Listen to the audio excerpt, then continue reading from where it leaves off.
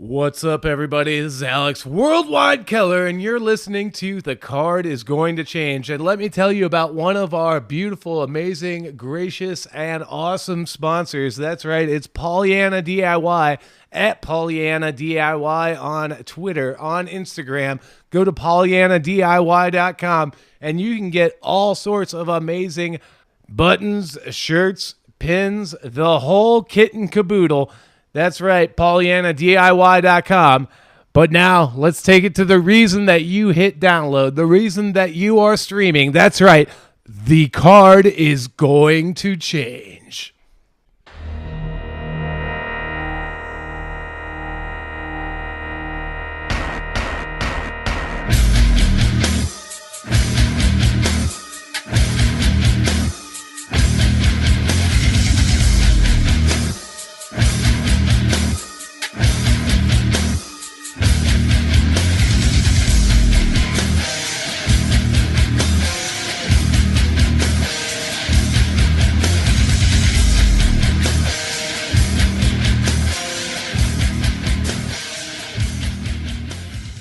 Hello once again, everybody. Thanks for listening to AIW's The Card is Going to Change. Before we get into this week's episode, as always, I want to give a shout out to our sponsors that help us bring the show to you for free each and every week.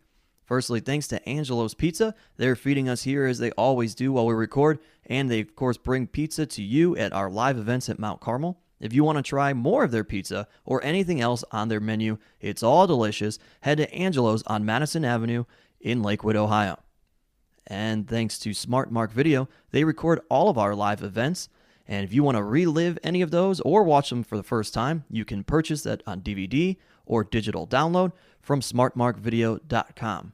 And additionally, head to powerbomb.tv, sign up using the code ABSOLUTE, and you will get a 20-day trial for free. And then stick around and just keep watching the shows that we put out there from the AIW archives.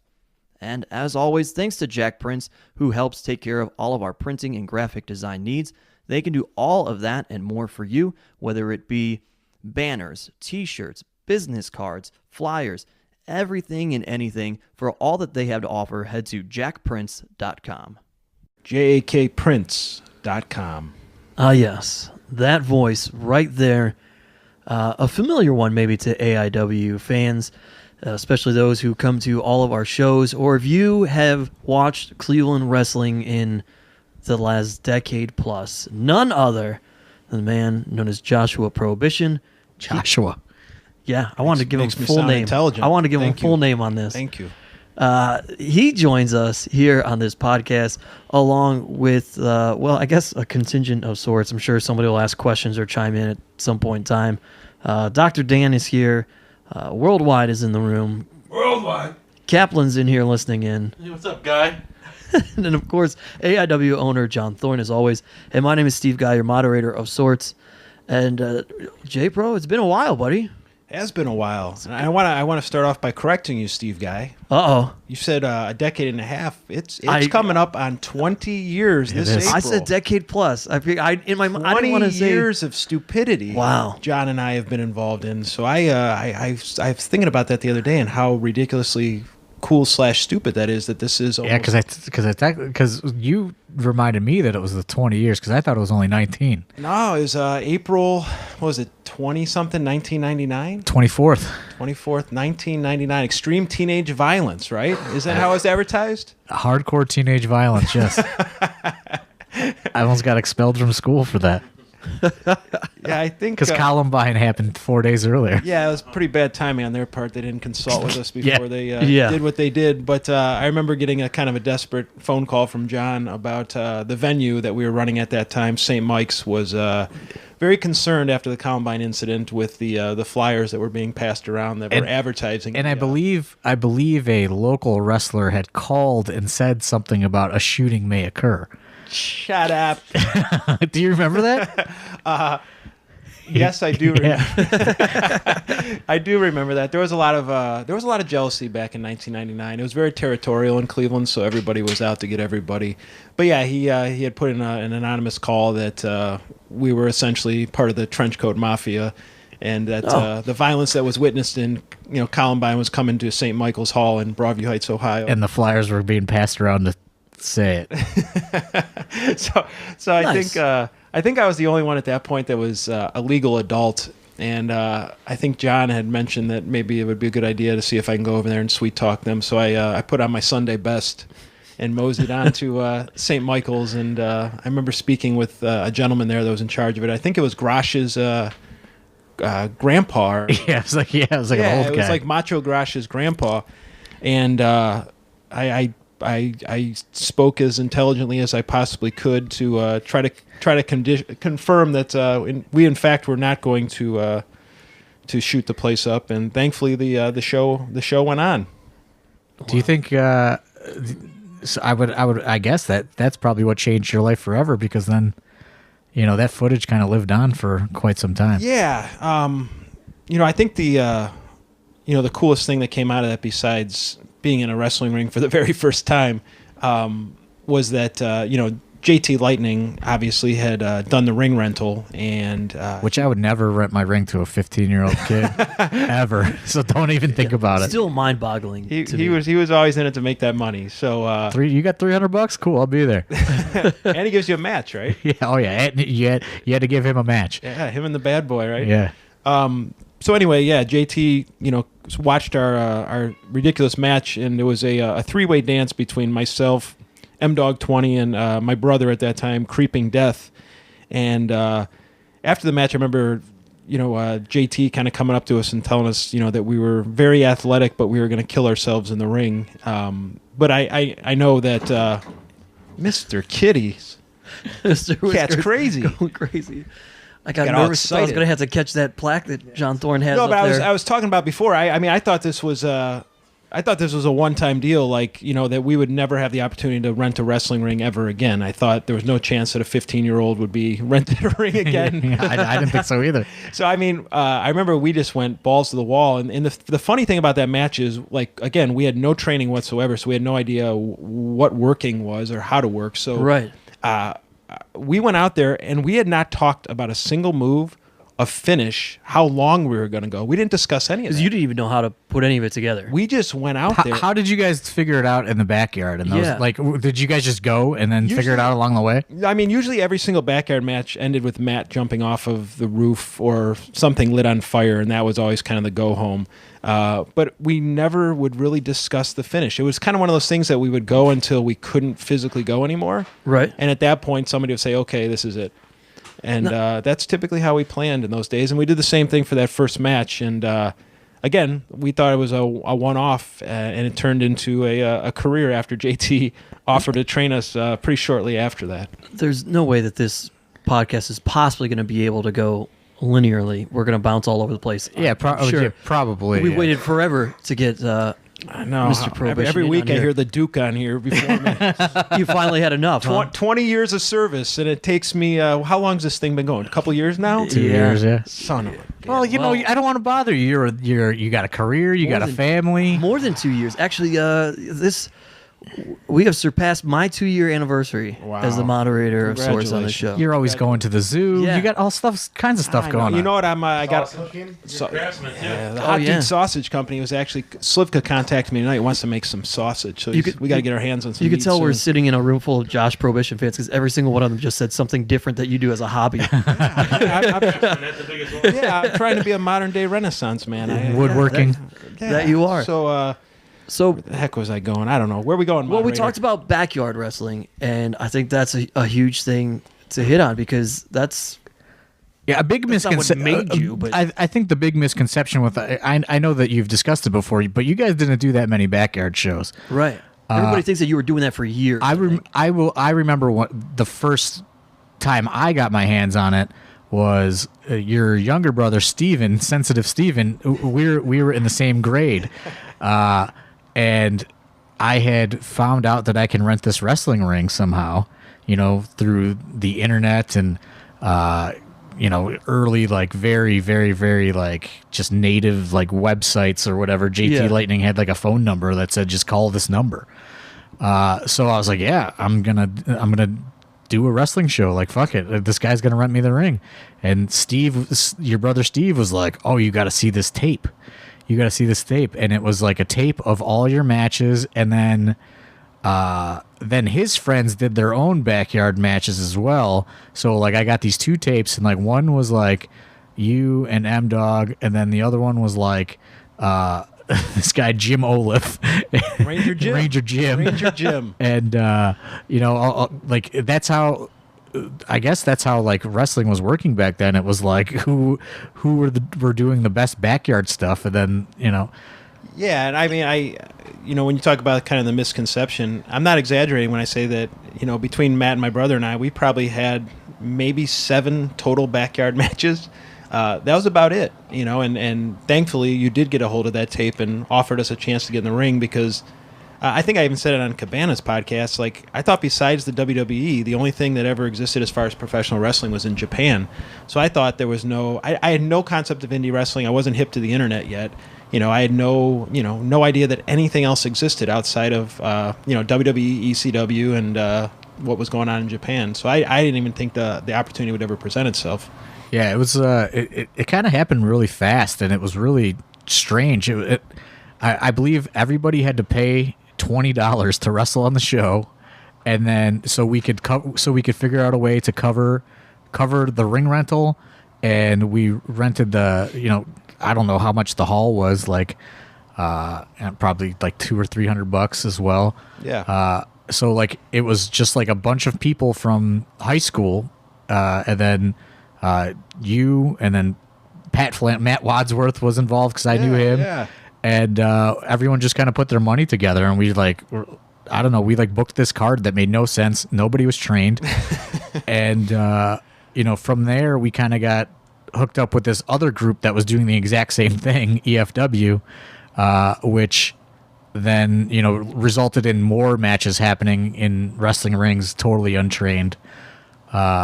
And then, you know, that footage kind of took on a life of its own for you, I would imagine. Yeah, so I 2 things that popped in my head when you were talking. The first was the other day I was driving with Mark Valley, who did go to high school with John and I and was in John's class at Brecksville. We were driving over to Kintaro, the all-you-can-eat sushi place over on Ridge Road. Yeah. If you can get an endorsement there, I'd be over the moon. Amazing amount of sushi that I can consume in one sitting. But anyway, we were driving over by Ridge Road there, and we drove by a McDonald's there right on Ridge Road. And Mark Valley's the one that smarted me up, and he said, hey, remember 20 years ago when we met for the first Extreme Independent Wrestling, which was the name of your promotion? Yeah, that was like the first meeting. It was at a McDonald's dining room. Where you collected the money, you know, so that we could give JT the money for this ring rental. Because he wanted it in advance. Yeah. Smart man. The one thing about that match, and I before I jump into some of the footage and what ended up happening with that, I remember I was in the ring first, and then my brother Dave came down. And if anybody knows my brother Dave, Creeping Death, he's a scary human being. And in the back, you know, his character was a very dark one. It was kind of like The Undertaker, you know, if you added way more Satan. And so my brother Dave decides that he's going to come to the ring, but he has a deer skull that he found in the woods. Yes. Yeah, so he's coming to the ring, and he's got a legit deer skull. Like, that's what he's walking to the ring with. Cleaned it or anything, or just picked it up? And just straight off the floor. And so here he comes into the ring, and he's got this look in his eye. And when he gets that look in the eye, you got to be careful, because, like, you don't know if he knows it's a work or if he's, you know, if he's crossed over into a darker place. And so he's coming to the ring with a deer skull, and I was like, good God, what's he going to do with that thing? You know, like, he better not hit me with that thing. So as he's coming in the ring, just hauls off and throws it as hard as he possibly can. But another kid from high school, Matt Snyder, was right in front of him with the hard cam. And this skull hits Matt Snyder square in his skull. And I'm not exaggerating. To this day, this kid has, like, some kind of lump on his head from the deer skull that rocked him when he was trying to videotape this show. But again, it was one of the more memorable Creeping Death moments. Worldwide here, piping in. I have a very important question about this deer skull. Shoot. Did you save it afterwards and maybe boil it for broth, or? I am a fan of the bone broth, but no, I didn't. The floor didn't seem like the most sanitary at that point, so I did leave the skull. What I remember about that, though, is that clip was in, like, every Best of Backyard commercial. Yeah. So the video company that eventually, essentially has us sign off rights to the video footage that we made.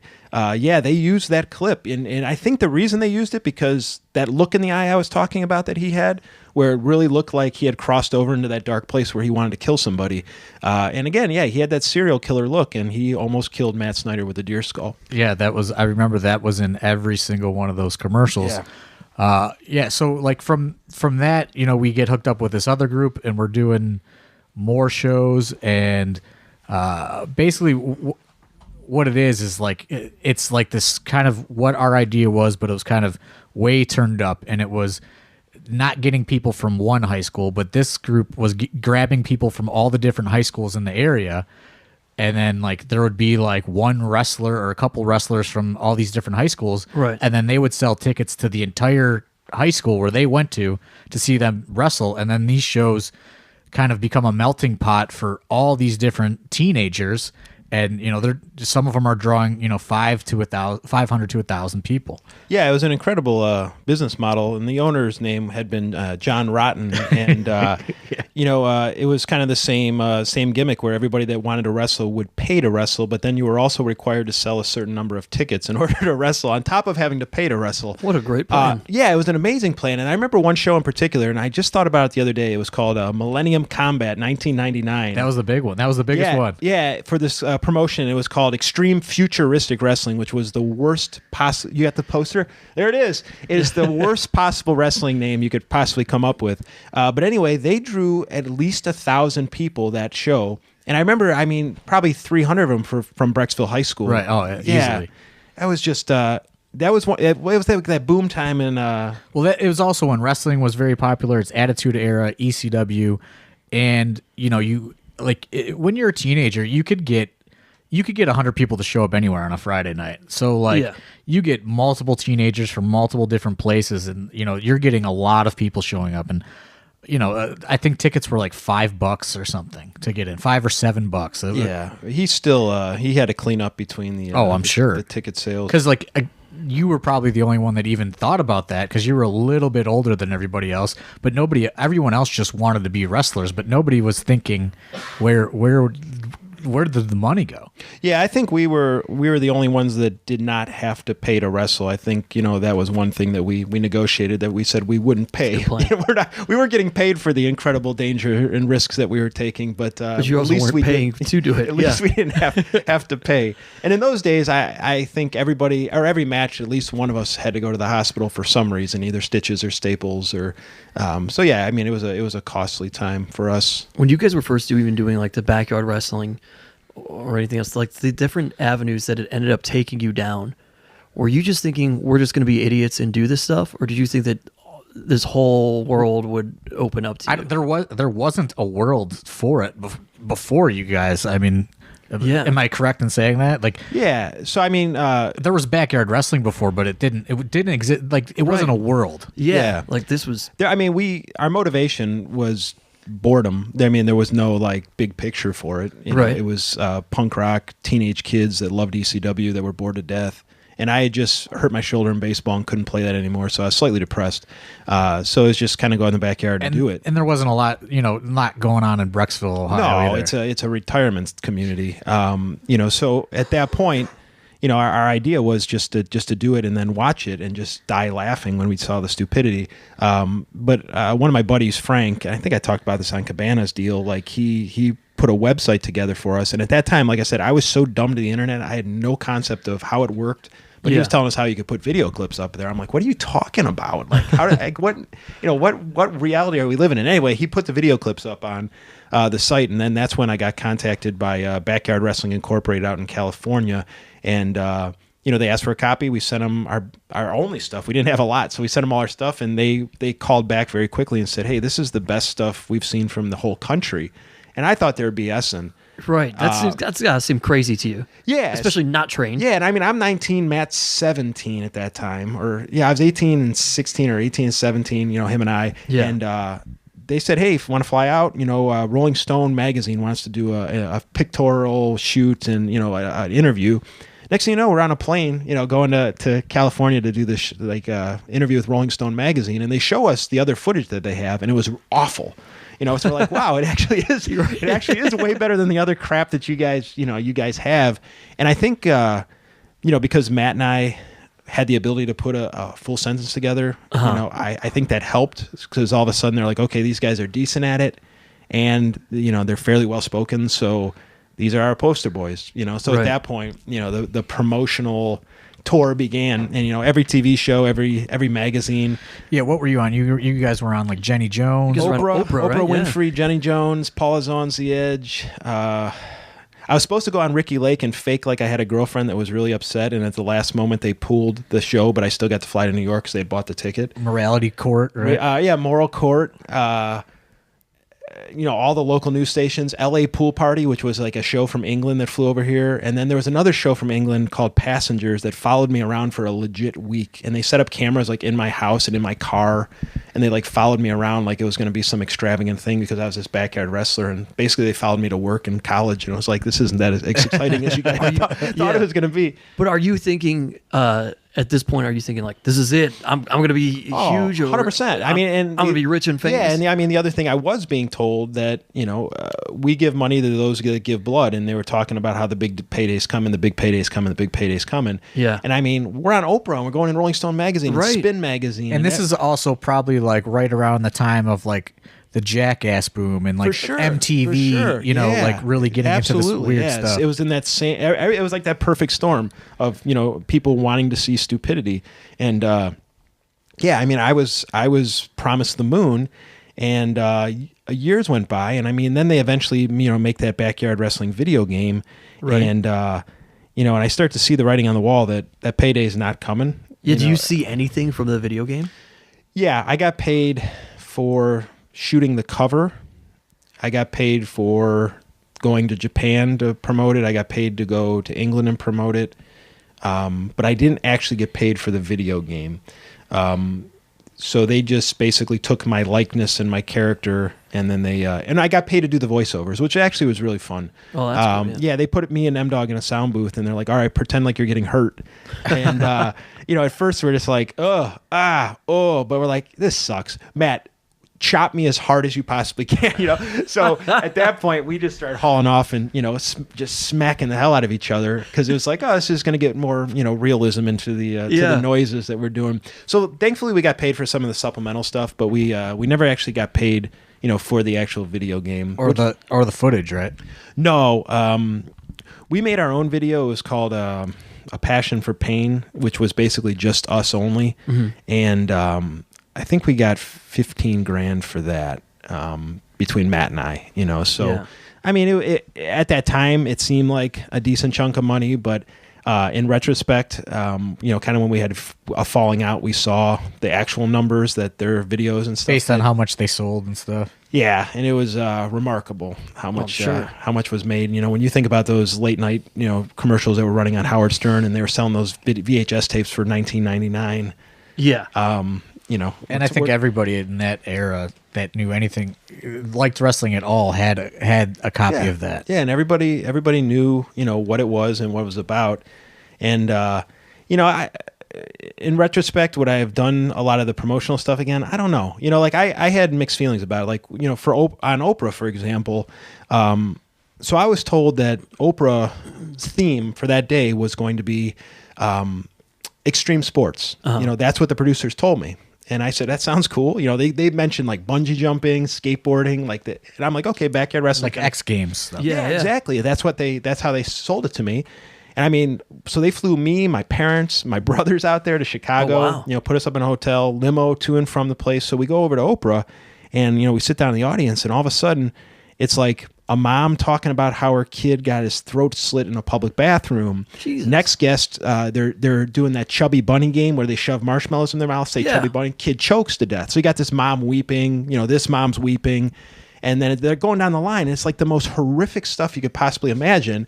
And then all of a sudden they're like, oh, Josh, so you backyard wrestling, huh? You do backyard wrestling? I'm like, oh, wow, is this a setup or what? Yeah. And here's the thing that really upset me about that show. I I gave very intelligent, well thought out answers to all of her questions, and she did not like me. And the frustrating thing was, after the fact, I got excited to watch it because I held my own, and I felt like in some cases I even made her look bad with some of my responses. For example, like a few weeks before I went on there, she had Evander Holyfield on, the former heavyweight champ. And this was right around the Tyson era where they had like the ear biting and all that other crazy stuff. So anyway, she was praising him, as this amazing role model, an amazing person. And I brought that up, and I was like, listen, like, you have Evander Holyfield on. This guy's punching another man in the face trying to render him unconscious, and he's a hero, and I'm a villain because of that. Like, we got a bunch of buddies in my backyard putting on a violent stunt show, and the worst thing that happens is when we get hurt, but you praise a guy that's purposely trying to hurt other individuals. So, like, what's the difference, Not 1 minute of that has ended up on the show. And they actually, the way that they cut it, I don't know why. The way that they cut it was they would like take an answer from one place and put it to a different question. Mm-hmm. And then there was a couple times where they would ask questions and they cut to like footage of me staring off into the distance like I didn't have a response, like they stumped me, with the question. Oh, and I was just like, son of a gun, because I told all my buddies, like, watch Oprah, man. I owned Oprah, and then I didn't look bad on it, but I didn't look like I should have, like based on my responses. And the other thing was funny, like, so we're going down the line and, she's shaking all the mom's hands and she gets to me and completely like dodges me like a heel when he comes out and goes to shake the little kid's hand and like goes through that. She basically did that to me. Like she no-sold my shake. And I got an autographed coffee mug that I probably should put on eBay, but it wasn't the most positive experience, So I did a lot of that stuff though, trying to promote because I thought that there was going to be a big payoff, So I didn't look the best in some of those situations. But you're trying to be a company guy. Yeah. Oh, absolutely. Yeah. I mean, when you're 19 years old and they're flying you out to mansions in California to do Rolling Stone, you think the money's coming, and it never really came. I got enough to pay for a semester or two of college, but that was about it. And one thing that I remember about that time period is it definitely caused like a rift between like you and M-Dog and like all the other kind of wrestling people in the area. So you guys were kind of forced to deal with all that stuff too. Yeah, it definitely got us a bad reputation. Everybody's like backyarder, especially when, and I think I said this in another podcast, like it wasn't so much the really good guys like the Jerry Lynn's or the Hamricks or the Smothers that were giving us a bunch of crap. It was the worst wrestlers would. Like the total hillbilly wrestlers, the guys that were really awful and had been in the same place for 10 years, But they thought they were doing it right. Yeah, they act, and it's like, dude, 1 month into training, I was far better than you would ever be, Yeah. And, but yeah, they would give us a bunch of crap for that. And I mean, even some local wrestlers who I, have a decent relationship with now, they would give me so much grief about it. And it's changed a lot. Like wrestling has become a much friendlier place. It's way more accepting, I think, now. Yeah. I mean, when we first started, it was kind of a scary, and M-Dog and I have this conversation all the time. I remember my first show ever was for, JT Lightning, and this was 99. He actually booked Matt and I in a hardcore match before we even trained. Just off of these other shows. Yeah, so he had been watching us in EFW and John's promotion, AIW. Because JT did the ring rentals for all of it. For everybody, yeah. Yeah, and so he booked us, and I think back to that locker room. It was Tommy Rich was in there, Rhino, Balls Mahoney, and I mean, so these are scary men. Right. Especially like Tommy Rich. And I remember so this is my first time ever in a true professional wrestling locker room. And I mean, half of these guys in there have felonies, on their record, at least. Especially the local guys that are there. Yeah, absolutely. These were like scary, grown, 35, 40-year-old men who besides like myself and Duke, there's no more 40-year-olds basically in wrestling. So I'm going to do that stretch where you kind of throw your legs over the back of your head to stretch your lower back. So I'm in a bad position. And all of a sudden I get a foot on my ass, and it's pushing down hard, and I'm stuck. I'm like in a corner doing this stretch, and I can't get up, And then all of a sudden I hear this laugh like, and it's Tommy Rich, and he's just got his foot on my ass, and he won't let go. And I'm like, what do you do? It's like, what do you do when Tommy Rich is pinning you down, like you cannot physically move? Like, do you fight back? Do you just take it? It's first time in a locker room, and then he just kept laughing, and it was the most. He was probably drunk or on PCP or allegedly something at that time.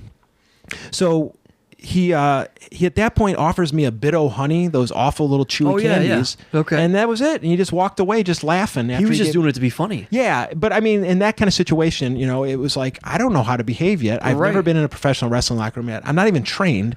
And in that same one, I remember one other story from that, because this is something that stuck with Matt and I, M-Dog and I.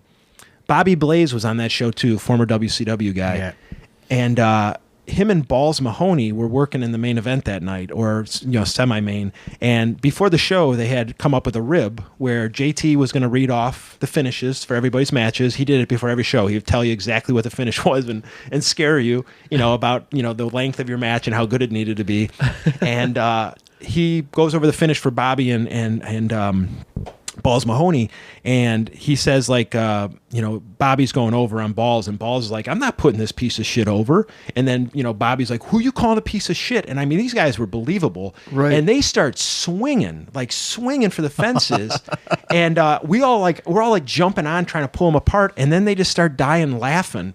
They had worked the whole thing, and they got every single person in the locker room, and JT was like, you mother effers, But again, it was just this total different vibe where it was like, you watched your P's and Q's, you were scared to death, and that was at the time when it's like, you shake everybody's hand, you look them in the eye, and when you say goodbye, you shake everybody's hand, you look them in the eye, because you really thought, like, if you didn't, somebody would actually kill you. Yeah. And especially it's got to be weird for you guys coming out of these, like, shows that are just teenagers where, like, it was just chaos. Yeah. And no etiquette, no exactly. anything. There was no, and with these teenage shows, there was just so much drama, and everybody disliked everybody. Right. And there was all these little cliques, and like, so then to go into that, and it was another world, and it was eye opening. It's like, okay, this is a real professional locker room. Where it's terrifying. Who teaches you the etiquette before you go into a locker room like that? Oh, JT.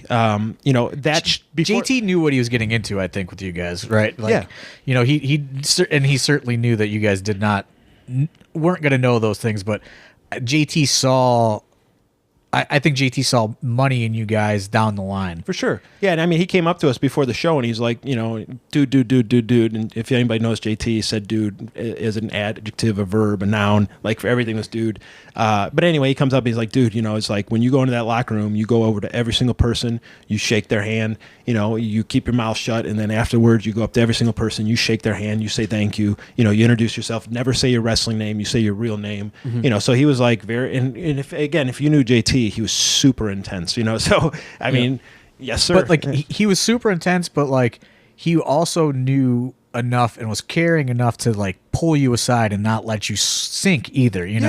He would like tell you something in an intense way, and then he would probably bust your balls like in front of everybody. For sure. But like, he was always good about having those like kind of like secret private little like, hey, this is how it's really going to go. Yeah, I think, the best way to describe him, in the relationship that I feel like Matt and I and you, had was like, it was like an older brother, it's like an older brother can pick on you, but nobody else can. Right. So okay. like, he would protect you, but I mean, he would bust your balls and sometimes sometimes you get real mad at you. Scare you real bad, but at the same time, like when the chips were down, you knew that, he had your back, he was going to look out for you. He was going to try to take care of you. But at the same time, you didn't mess with him. Like he was a scary dude.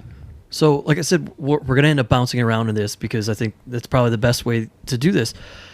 Fast forward almost 20 years later, you are, even though you've been on a hiatus, you are certainly a locker room leader when it comes to AIW, have been for quite some time. Do you take some of those moments with JT and those teachings of how to act in a locker room, and now you feel like you're kind of that, you know what I mean? Like, do you take any of that as an influence into how you handle the locker room? Parts, yes, and I'll explain. I feel like there's guys that are worth investing in, and then there's guys that are turds. Okay. And like, if I choose to say something to you or to give you advice or to critique your match, like that's me saying like, I give a crap. Mm-hmm. There's certain dudes that I can tell very quickly into a conversation or just meeting them that they're not going to listen to a word I'm going to say, and they're going to do their own thing anyway, and they don't really have the best attitude, and they're not really cool in the locker room. Sure. Like, why am I going to waste my breath? Do you think that's generational, though? I was thinking about this the other day. Do you think a lot of that is generational? Like, because you would probably know based on being a teacher to, younger people. You know what? I don't know if it's just the generation that's causing that, or the fact that there isn't a Tommy Rich stepping on your ass when you go to stretch, or there's Right. not a Balls Mahoney there who would kill you. Like, I don't think there's the enforcers anymore that kind of strike fear into the hearts of all the wrestlers. Because I think a lot of those guys that would be that from that generation died or disappeared. You know, Yeah. Yeah, and it isn't as it is. And I mean, there's good and bad to that. I still, I'm 20 in now, and I still say hello to everybody when I walk in. I shake Right. everybody's hand. I try to say goodbye to everybody. And there is something to that. And I've said it on other discussions, and that I'm very average in the ring. Like, my actual wrestling ability, I don't do anything cool. I can't do any flips. Like, I can't string together sweet combos like Johnny and run the ropes at 1,000,000 miles per hour. But like, I was a decent wrestler, and I feel like a lot of people genuinely liked me, and that led to guys like Smothers and Hamrick and Jerry Lynn and many other people sticking their neck out and saying, "Hey, book this kid, book this kid, book this kid." So I didn't get bookings, based on my 5-star matches. Yeah, but you also do the basic stuff well, like very well. But even at that, so let's rewind again 20 Yeah. years. Like, at that time when you're solid enough, but probably if you looked at all those matches now, you would hate them. Yeah, they suck. But you're kind of in that. You're kind of in that early class of indie wrestlers. You find your way in that that class of those Cabanas and the Punks. And how do you start traveling? Like, what's the first travel booking for you? Like, how does that come to be? JT, first time ever out of town, he got me booked for, I'm going to mess up the name, it's like XI something in Detroit. DBA, yeah. DBA's XICW, yeah. And it was at the place where like Eminem and the Clowns got into some kind of beef. Didn't somebody get shot or shot at or something? At that club, yeah. Yeah, it was at that club, and it was an afternoon show, and I went up there for a 2-minute squash run-in kind of thing where I started a match, and all of a sudden a guy named Mr. Meaner, who I think was on the JCW kind of stuff. Yeah, probably. Yeah, he did a run-in and squashed me for 2 minutes, so I drove up to Detroit, for no pay to get squashed in 2 minutes. I think he was Fat Fuck Barrel Boy on the JCW. Yeah, that was him, yeah. And then we turned around, stayed with my gear on. We drove back to Painesville, Ohio, and we did NEPW that night. But that was my first time across the state line for wrestling. And then, JT definitely helped, early on. And then there was some strange woman named Jackie. And this woman showed up out of nowhere, and she was hanging around at NEPW, which was in Painesville, Ohio. This is great because Biggins and I used to really try to get the origin story of Jackie because we talked about her on this show before. She had a very memorable but short kind of impact on wrestling in the Cleveland, Pittsburgh, Pennsylvania area. Yeah, so 2001 at an NEPW show, which was kind of a rival Cleveland All Pro Wrestling show, rival to Cleveland All Pro Wrestling, and that's actually where Matt and I felt like we kind of broke some barriers because we got asked to wrestle for that, and we said something to JT, and he's like, "No way!" And we're like, "Why? It's an hour away. Like, why can't we wrestle for this promotion?" He's like, "This is my territory," kind of thing, And but he would wrestle there sometimes, and then sometimes he wouldn't. But eventually, he let us, and then it seemed like, okay, the doors are open. And then MCW for Jeff Traxler, which used to be a rival promotion, all of a sudden we started doing that one as well. So it felt like it was cool because in Cleveland at that time, you could wrestle in a weekend 3 or 4 different spots in Cleveland. Yeah, there was a lot going on, just spread out a little bit. Yeah, so Traxler was west, JT was downtown, and this was east side. But anyway, so Jackie shows up, and she's got the Backseat Boys with him, Trent Acid and Johnny Cashmere. She's got Red. She's got the SATs. Brian XL. Quiet Storm, Hamrick. And there was a couple others. A guy named was it the Prodigy? It wasn't the Prodigy. It was the Prophet, maybe? Prophet, and then there was another one. Mike, something Preston. Yeah. And then there was one other dude he went to the WWE. The nice-looking Italian kid. I'm going to forget his name. I mean, he wrestled in WWE for a while, but anyway, he was one of her guys.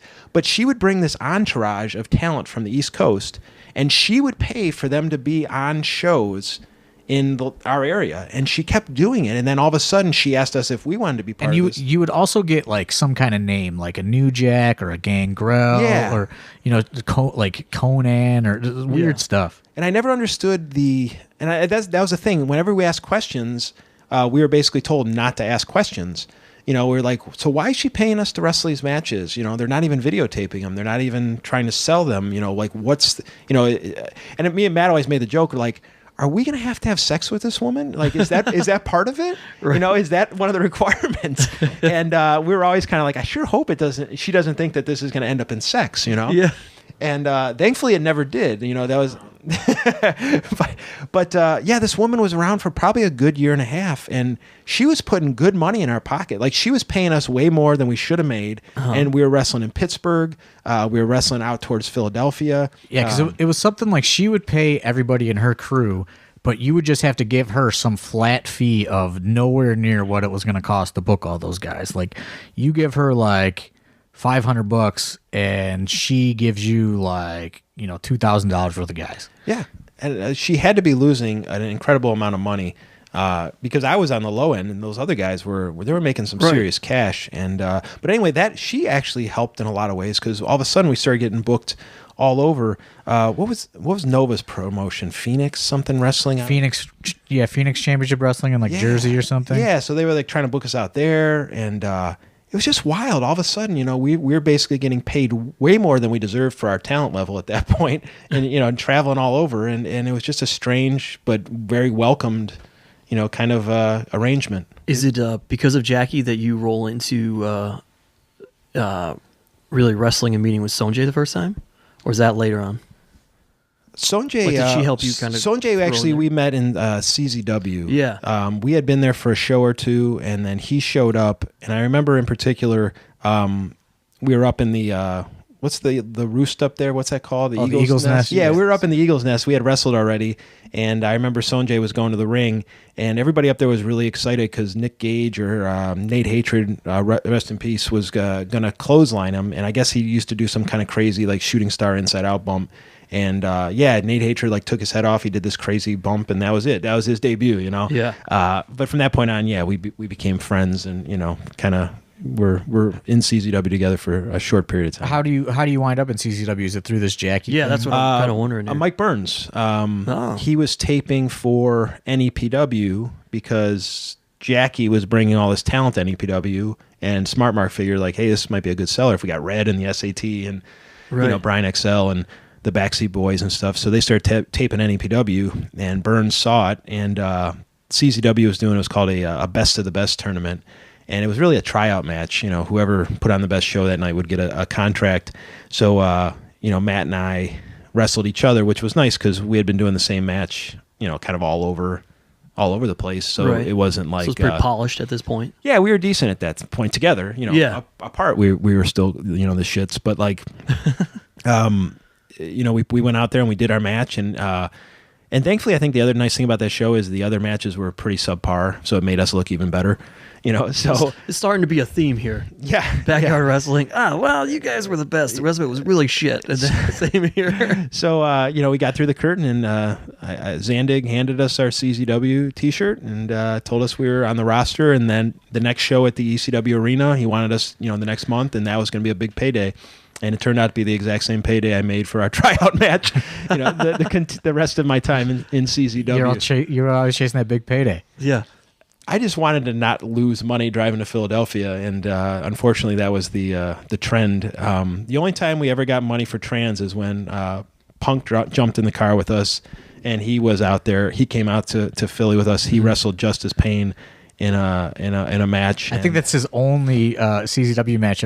He still, I think, talks about how bad that match is. It was awful. They did not click in the locker room. They didn't click in planning the match, and the match did not click in the ring. But that was the only time that we ever got trans money from Zandig, was when we had Punk with us. So I found some old NEPW results. I'm trying to think of the name that you're trying to think of. Okay. Was it Brian Anthony? No, but he was a good-looking dude from Pittsburgh. But there's another Italian guy. Matt Vandal? Matt Vandal was an awesome dude, but it wasn't Matt Vandal. I'm looking at this Chi Cruz, was that one of them? No, but I forgot about Chi was a good guy. Dr. Hirose? No. So I'm looking at this card just to give you kind of an example of the talent that this lady would bring. So you have Brian XL's on this show, Chris Devine. I don't think she was bringing Prince Juggalo with her. Was Prince Juggalo? No, that was an NEPW homegrown. That was homegrown NEPW. The SATs, Kid Cash, Mike Preston and Mike Preston and Matt Vandal were on everything in her crew. Orion, Nova, The Amazing Red, Christopher Daniels, Chris Hamrick, and Julio De Niro. That's all one show. She paid for all that. Yeah, That's crazy. Yeah. Besides the Juggalo guy, she paid for every single person. Yeah, and there's a couple other local guys on there, and then I found another one that had, let me see here, the Backseat Boys, Mike Quackenbush, Nick Burke, Brian Anthony, Mike Preston, Matt Vandal, Gutter. Remember Gutter? Oh, Detroit guy. Yeah, he was a good guy. Chris Sabin, Julio De Niro, and Chris Hamrick. So Julio De Niro was always in the crew. I remember. Yeah, that. he was in the crew too. Yeah, she paid for all of that. If she ever listens to this, please. I wish. I'd love to get back out on the road. I wish. You brought up Smart Mark, and so relevant to this podcast, I have to ask the question: do you remember your first encounter with Smart Mark Gary? I'm sure it was like a 5 or 6 hour IWA Mid-South show, and he was probably in a foul mood.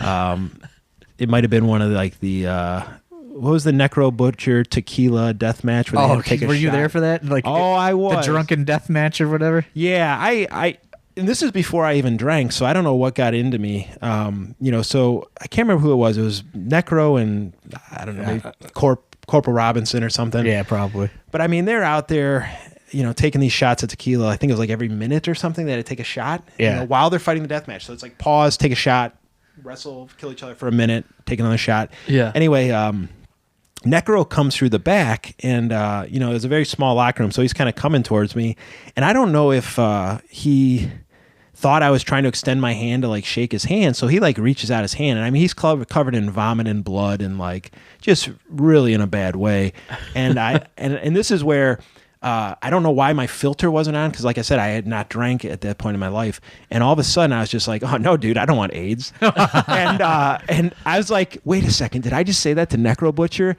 And Necro Butcher looks right at me, he's like, fuck you dude, or something like that, and I was like, oh my god, he didn't kill me. Like he just kept walking, and I was like, I'm dead. Like I thought Necro Butcher was going to kill me.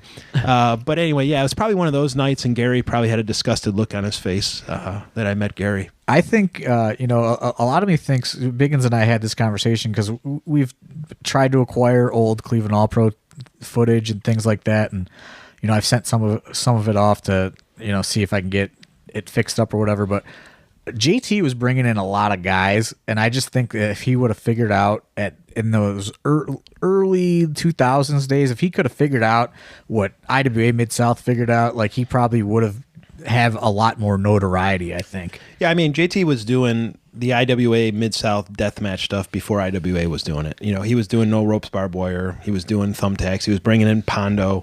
He was doing some crazy stuff.